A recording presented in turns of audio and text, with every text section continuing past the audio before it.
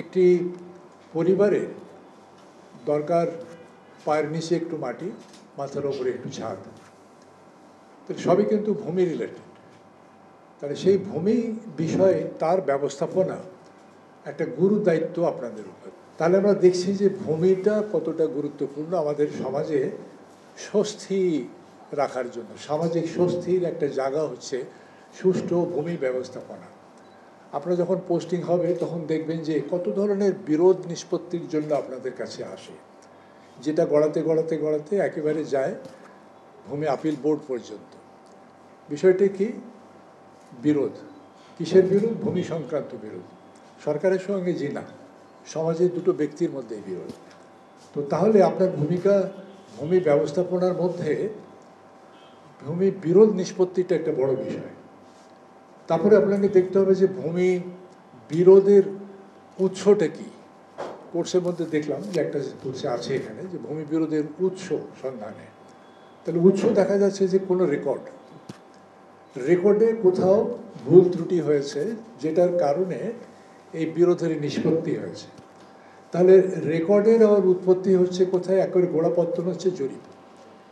একটা বিষয় আমরা লক্ষ্য করেছি এই বিগত 1.5 মাসের মধ্যেই ভূমি সংক্রান্ত মন্ত্রণালয়ের বিভিন্ন কর্মকাণ্ডে এবং আলাপ আলোচনাতেও, যে জরিপ এবং জরিপ পরবর্তী যে ভূমি রেকর্ড যেটা আপনারা দেখবেন সেখানে একটা অদৃশ্য কাঁচের দেওয়াল আছে।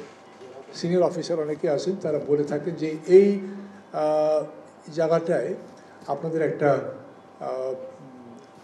কোঅর্ডিনেশনের প্রয়োজন, ইন্টিগ্রেটেড কোঅর্ডিনেশনের প্রয়োজন। ভূমি একটা আলাদা জগৎ না। এই সিল্যান্ড আপনাদের যে দায়িত্ব, পোস্ট জরিপের যে রেকর্ডের ভিত্তিতে আপনারা যে কর্মকাণ্ডগুলো চালাচ্ছেন, সেগুলো কোনো ভিন্ন একটা জগৎ না। একই বিষয়ের দুটি কর্মকাণ্ড হচ্ছে। সুতরাং জরিপের সঙ্গে, জরিপ অধিদপ্তরের সঙ্গে আপনাদের একটা বড় ধরনের গুরুত্বপূর্ণ কোঅর্ডিনেশনটা রাখতে হবে। যেটা সিনিয়র অফিসাররাই বলছেন যে এই ধরনের একটা স্বস্তির যেন একটা অভাব ইন কোঅর্ডিনেশন বিটুইন জরিপ আর ওই ল্যান্ড ম্যানেজমেন্টের বিষয়ে। সেক্রেটারি সাহেব বলে গেছেন, যেটা সকলেরই দাবি, বর্তমানে যে ছাত্র জনতা শ্রমিকের যে গণ আন্দোলন, যে গণ অভ্যুত্থান, তাদের একটা দাবি হলো সংস্কার, বৈষম্য নিরসন এবং সংস্কার মাধ্যমে এই বৈষম্যগুলো একটি মেধাভিত্তিক বাংলাদেশ তৈরি করা। তাহলে আমাকে এখানে দুর্নীতির দিকে কঠোর নজর দিতে হবে।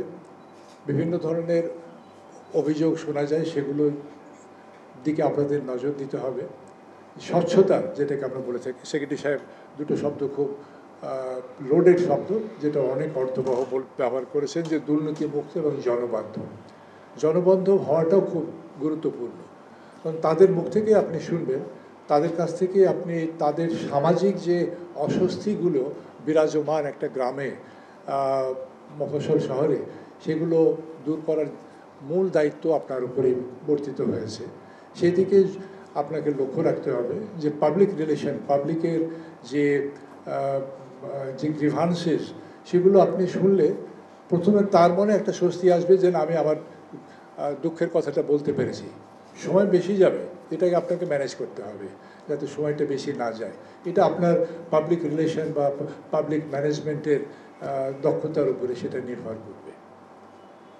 তাহলে আমরা যদি একেবারে গোড়াতেই চলে আসি, যে আপনার একটা প্রাথমিক দায়িত্ব হয় যে বিরোধ নিষ্পত্তি, সেই মিউটেশন থেকে আরম্ভ করে একেবারে আপনার ল্যান্ড অ্যাপিল বোর্ড পর্যন্ত যেটা ট্রাভেল করে। তো এই বিরোধ নিষ্পত্তির ক্ষেত্রে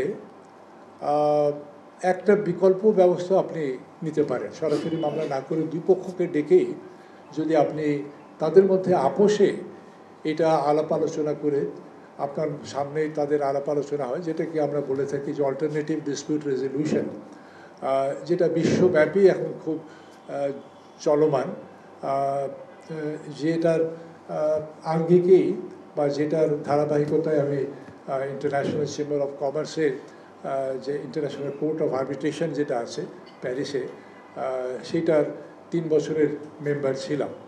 পরবর্তীতে আমি সময় দিতে না পারার কারণে ছেড়ে দিই। এটা এখন চলমান নেই, 3 বছর আমার জুন মাসে শেষ হয়ে গেছে।